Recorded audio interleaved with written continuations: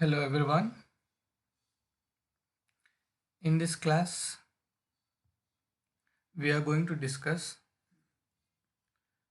types of financial management decision. In the last session, we have come across what is finance, what is financial management. So straight away, we move into types. See, basically, financial management decisions are classified into three categories. Number one, we have investment decision. Number two, financing decision. Number three, dividend decision. See here, all these three kinds of decision is depends on the finance manager, and which is burden on the finance manager how he going to take decision when the project is assigned to him.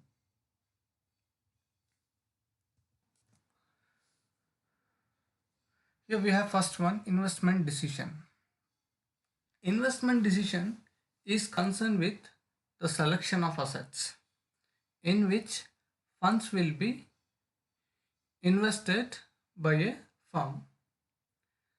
And the question arises where to invest the money and how to invest the money.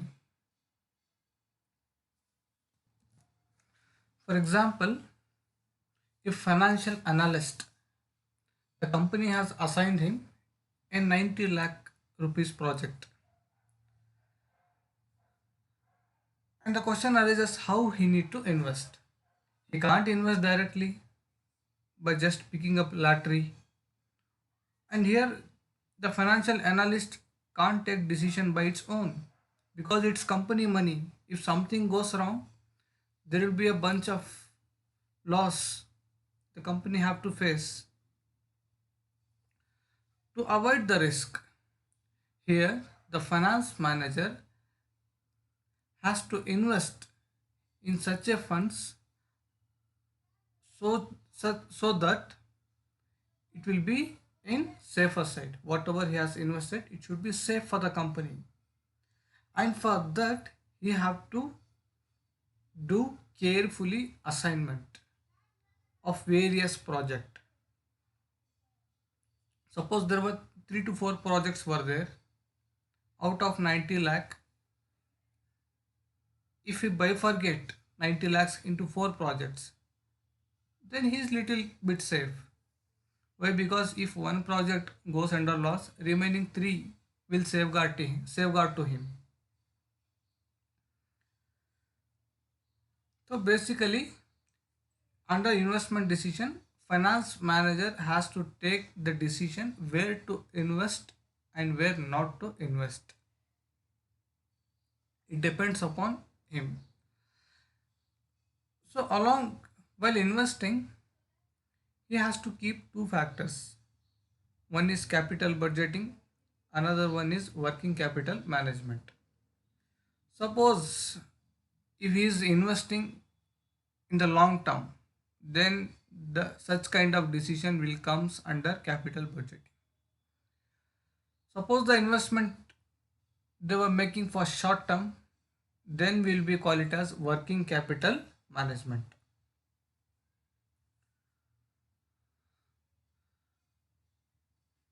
So capital budgeting means it's a formal process of making decision regarding capital investment in fixed assets such as machinery, land and building, etc. Here we are talking about capital expenditure in which the company benefits which accrued for long term. See, when you are investing in the building and the building will fetch you 20 years warranty, you can utilize the space sufficiently for 20 years. And if you given that building as a rent, it is your capital budgeting, it is one time investment. You have an industry, and you are investing on machinery, and the durability of machinery is 10 years. That is capital investment. Up to 10 years, the company will give you revenue. That is capital budgeting. It comes under capital budgeting. So here we have process of capital budgeting, planning. After planning, we have evaluation.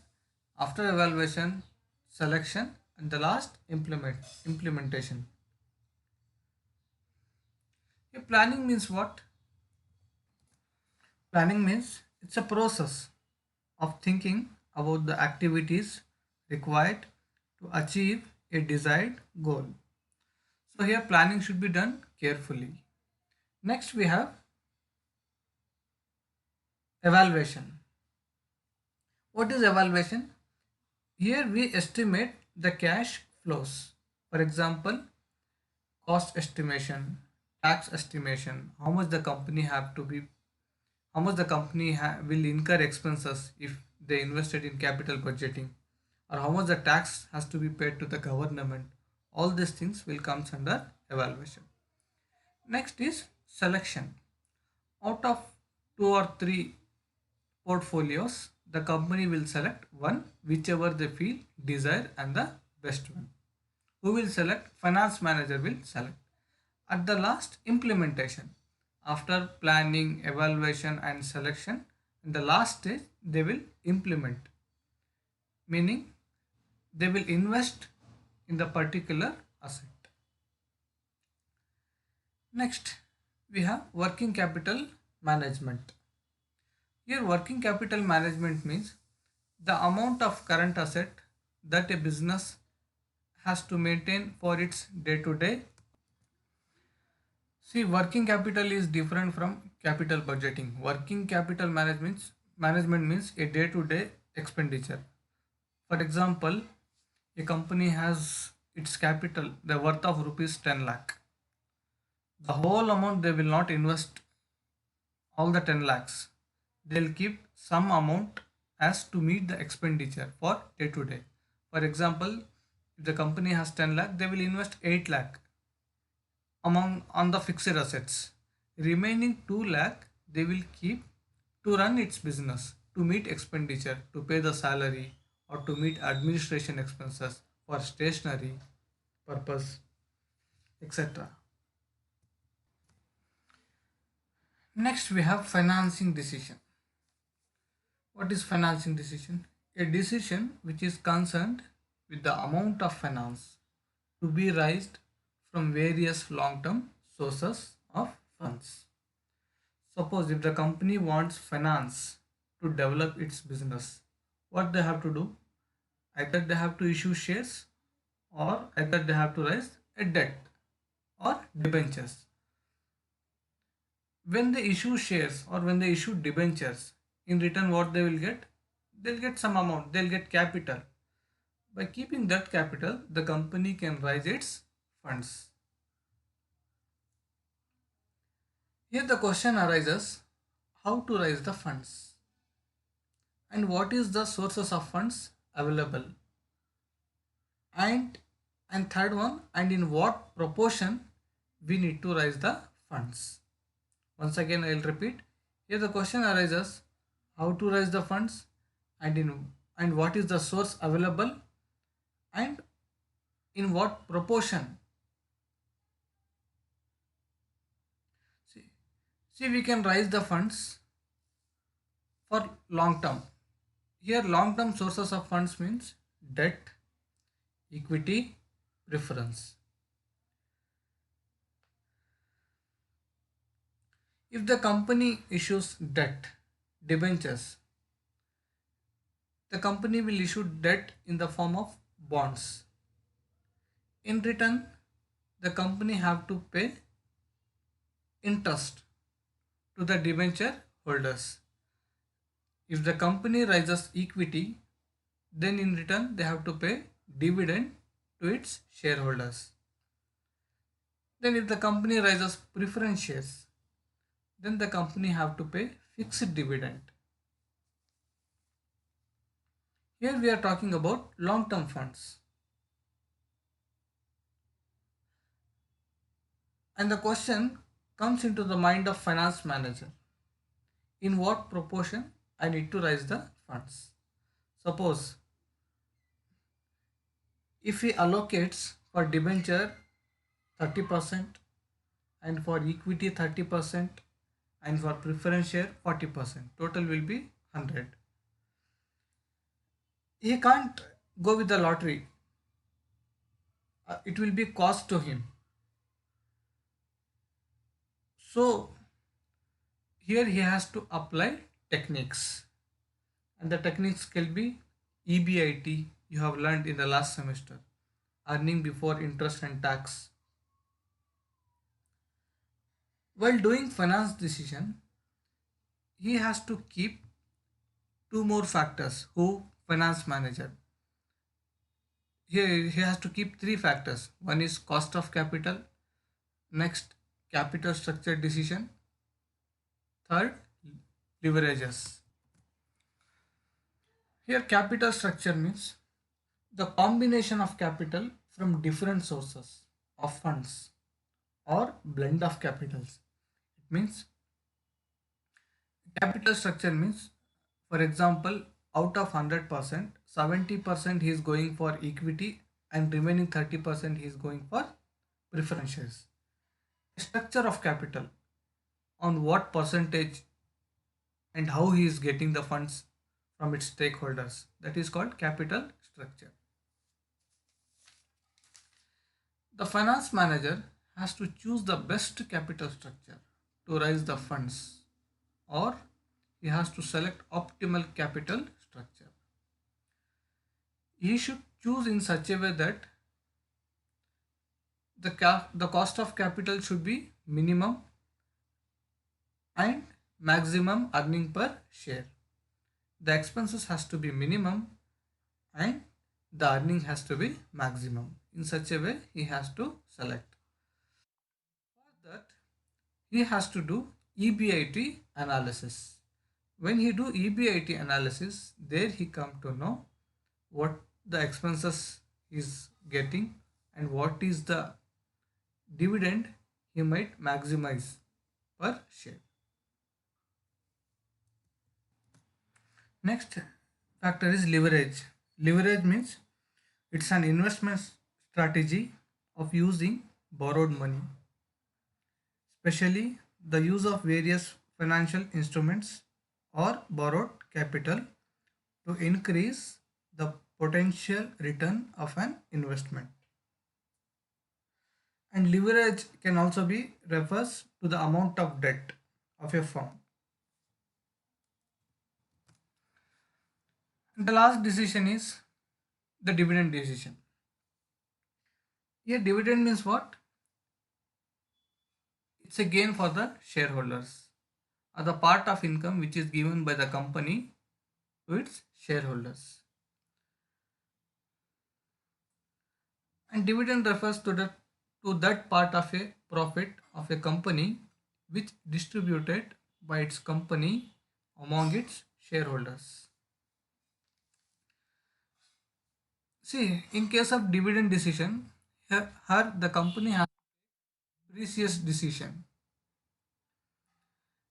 Suppose if whole distribution has, suppose all the dividend out of hand,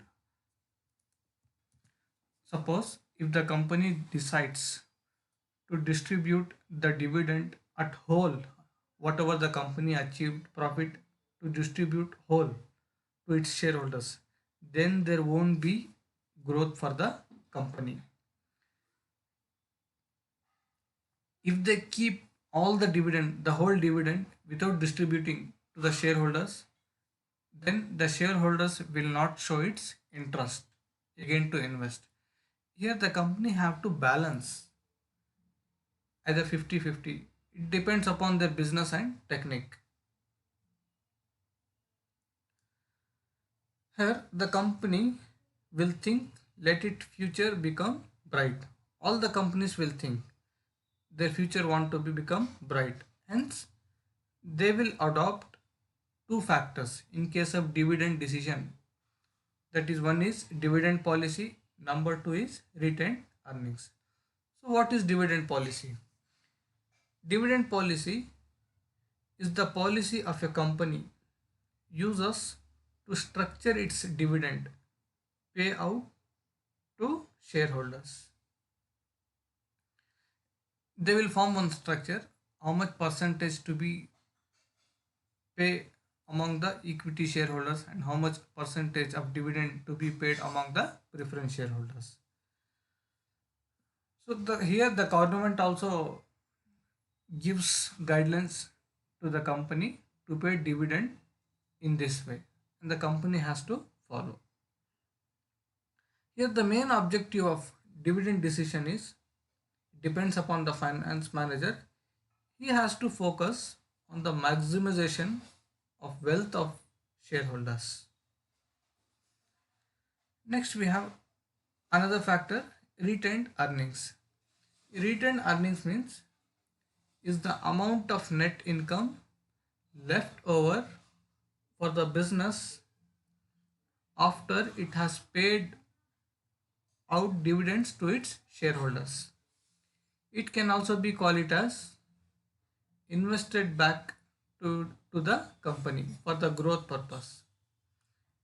Or another meaning, the company not paid to the shareholders. See, when the company is achieving profit, 100% they will not going to pay to its shareholders. So out of 100%, some amount they will keep as retained. If company achieved 10 lakh of profit, 8 lakhs they will distribute and remaining 2 lakh they will keep as retained earning. For what? Let the company grow further. Let the company get invested in other projects. Basically, some amount of dividend they'll keep as retained. For what purpose? For future growth purpose. This is called retained earnings. Once again, I'll repeat the meaning. Retained earnings means it's the amount of net income left over for the business after it has paid out dividends to its shareholders. Thank you, students.